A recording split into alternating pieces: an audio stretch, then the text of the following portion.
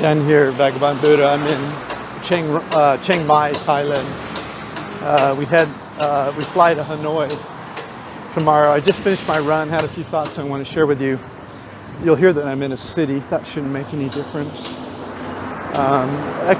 External conditions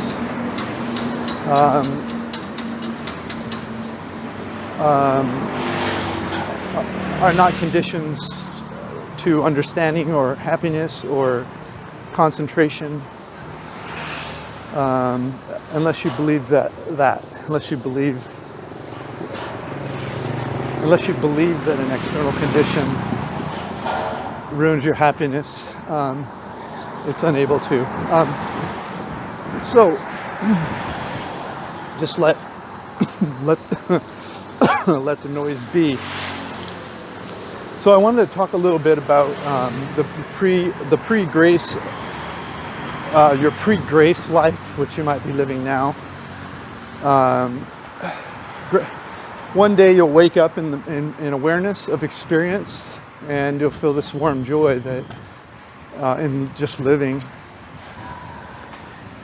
Before that happens, you'll be living a little bit on a roller coaster kind of mind thoughts. The mind will think something and attach emotions to it and create negative or positive feelings, whatever the case may be. And so you're subject to the conditions. A good example is for some of you, the background noise makes a difference. You're unable to listen. Your ability to be present to your experience, or your ability to concentrate on something is subject to conditions that are out of your control, and so your concentration level is gone because you believe something about why your concentration shouldn't be there. That's just an example. But once you're living in awareness, once you're living in the experience of experiencing your perception rather than your conversation about what you believe in your mind at every given moment, there's a freedom to that and sort of a warmth, and that's when the grace comes. Before the grace comes, you're going to be riding a roller coaster, and eventually grace will come. Some people, it doesn't come till death, but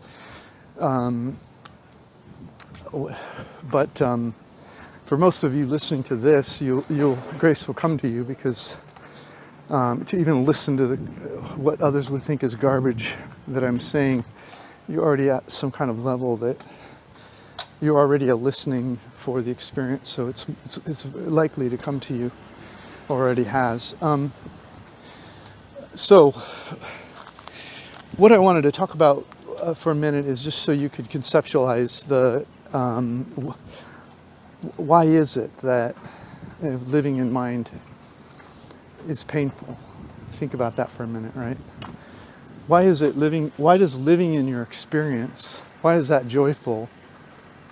And this isn't something you need to believe. You just never believe anything I say. You just check in your experience and see if it's there. It'll already be there if it's true. If it's not, just throw it out. But if you're living in your experience, that means you're living in what we could call what's so. It's not your opinion about what's so, it's how it really is. Experience is an experience without the commentary of your mind is what's so. Like right now I'm walking on ground. There's green grass, there's some rocks, there's dirt, there's brown. If I wanted to live in my mind about it, I could say, why am I walking here? I should go walk to that park over there that has all green, no rock. So that's the difference between commentary and experience. Experience is when you're in what's so. You're perceiving perception itself. And that's where joy of living is. That's the, and talking about it, might get you to imagine what I'm talking about, which is not the same. You'll know the difference when the grace comes. When you're actually living in your experience, it'll kind of be a warm sensation, and it won't be dependent on anything. Won't be dependent on your boss or your relationships or your salary or whether your stomach's full or not. Living an experience is just a warm sensation, a way of being. So why is it that living in mind or commentary or story, why is that painful? It's because your mind has painted a universe, and the universe is what you're expecting. It's expectation. So when you imagine I'm going for a run, you might imagine a beautiful park, or you might imagine that you'll run this long at this speed and you're going to lose weight. All these things your mind's talking about, and then when you start running, you'll notice, hey, there's a pothole over there. Hey, this, that. Your mind starts commenting about what's wrong with. As the perception comes in, instead of living in the perception, you're living in a commentary about the perception, and it's not meeting your expectations.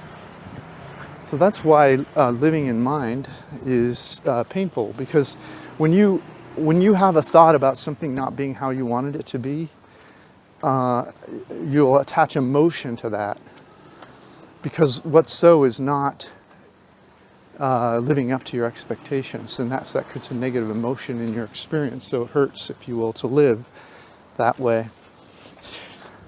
So what are these expectations created by, right? They can be created by an imagination of how things should be.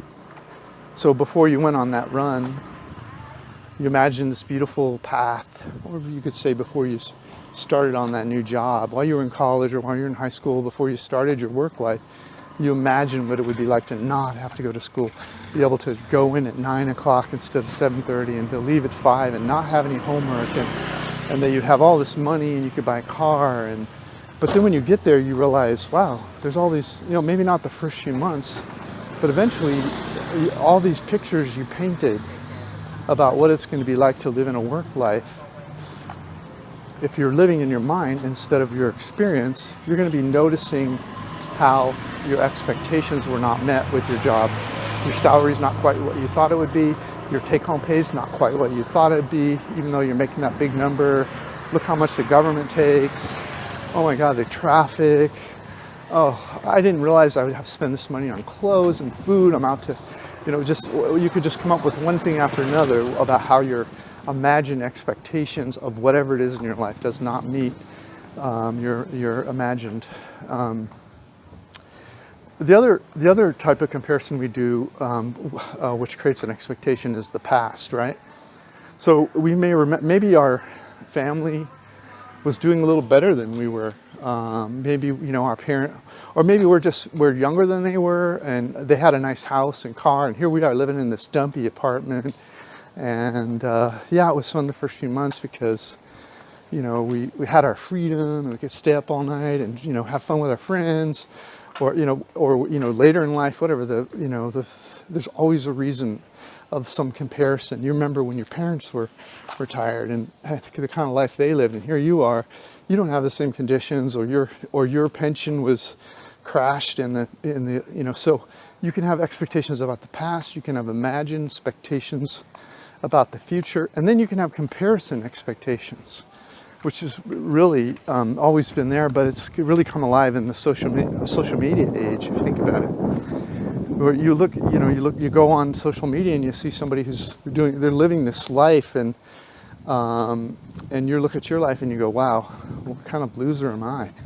So you're comparing yourself to others. So the mind sets all these expectations and it notices when you're not meeting them. And so that's what the pain of the mind is. And so why does living an experience, how could that be so joyful when none of your, maybe some of your expectations are being met, but not all of them? And how could living an experience be so much more joyful? I mean, why aren't you noticing what's wrong? How it didn't turn out, what a failure you are. Why aren't you even noticing? Are you just some kind of like dummy walking around like, oh, he doesn't look at him, he doesn't even realize he's not making as much as he thought he was. What a dummy. He doesn't even realize, look at that car he's driving, he's just, what's he smiling about, man? So how is it that somebody by living in their experience, their expectations don't drag them down, right? It's because there is no expectations in experience. Experience is where you're living in what's so. What's so is you're living in the result. You're not comparing it to what you thought it would be. You're living in it. Right? You're not remembering, oh, I book a vacation, I go on Hawaii now, I'm laying on the beach, and I look down at the beach and I'm living in that sand. My toes are in it, I'm swimming in the water. I'm not thinking about a picture I saw on Facebook where the sand was just a little bit lighter, or the water was a little bluer, that somebody, enhanced the photos, if you will. When I'm in a relationship, I'm in that relationship. I'm not comparing it. It's not that I'm better. It's just I'm in the grace of experience. The grace of experience is like giving up on the idea that this isn't your life. See, what the mind is telling you is this isn't your life, and you're paying attention to that. Why isn't it your life? Well, hell, it's not your life. The life you imagine is way better than this life, right? Look at the life your parents had, the people around you, the one that you expected to have. This isn't your life. Get out of this. Go make it better. Go find something new. That's not living in your life, see? That's living in your mind. And so when the grace comes, you'll just be, your toes are in the sand. You're not. Your mind will have a thought. Maybe it'll be like, I'm hungry, or maybe tomorrow we'll check out this beach, or what do I have to do later today? I mean, the mind will have thoughts. But because you have detached from the idea that you are your mind, it's like you're listening to your mind instead of being your mind. So, and those are just words. They won't help you get there. It's grace that gets you there. It's a grace of, it's like a surrender or a letting go. It's kind of like what it feels like. That it's almost like, oh, I accept the now. I just accept it. Just really concentrate on what the now is. It's kind of like what is happening is you're just really immersed in the now. And the now is so beautiful once you're in it that you don't have interest or time to have negative thoughts about how the now doesn't compare to something. It's sublime. Now is sublime. And it's not sublime because you talked yourself into it. It's sublime because you're living in it. So your mind's going to tell you that if you live an experience, you'll just lay around all day because you're just so happy. You're just so happy. And so you'll never get anything done. You'll just lay around like a big fat lard on the couch. You don't care about anything anymore. You're just happy. You just lay around. That's what your mind's going to tell you. If you don't get to work on the stuff we need you to do right now, that's it. You're screwed. You'll never make it in life. That's what your mind is going to tell you living in experiences is. But guess what? The opposite is true. Guess what the mind is? It's a brake. It's slamming on the brakes in your experience. You see, you can't create from denial. You have to create from the truth. You have to see clearly what's happening right now. You have to be in what's so. You have to be in the now to clearly see where you are so you know where the next step is. If you can be in the now, that's hitting the gas pedal to life. Why? Because your hands are on the steering wheel now. When your hands are on the denial steering wheel, I'm over here. No, I'm over here. This isn't my life. My life's better than this. Until you accept and be in what's so, you're not at the starting point from where you are. You're at a starting point that doesn't exist. See, you've already imagined your life's in some better place that it's not really. And so you have this delusion of grandeur that the next step to the actual grandeur is this step over here, a little to the left. Go buy a new suit or something.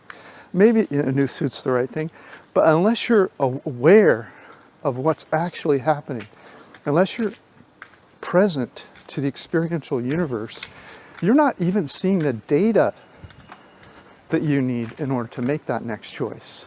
You're not even aware of where you are. You don't even know where you are on the map. And so that's what's so amazing. When you live in what's so, if you live in your experience, your foot is on the gas pedal. You're saying yes to life. And that's why it unfolds for you. It's like a flow. Because you're willing to accept where you are on the map, and you're able to look and just be where you are, you're not in denial about anything. You're accepting joyfully what's so in the experience as it comes. And so you have a clear way. And it's not the same as, it's not a clear way, it's not the same as an expectation. Because an expectation has a comparison it's doing that you don't live up to. And so that's what creates the negativity of an expectation, instead of the realism of the next step on the path. It's the denial that causes the pain. And you live in the image that you wish was so, instead of what's so. And that's why your hands are not on the steering wheel and you can't flow forward.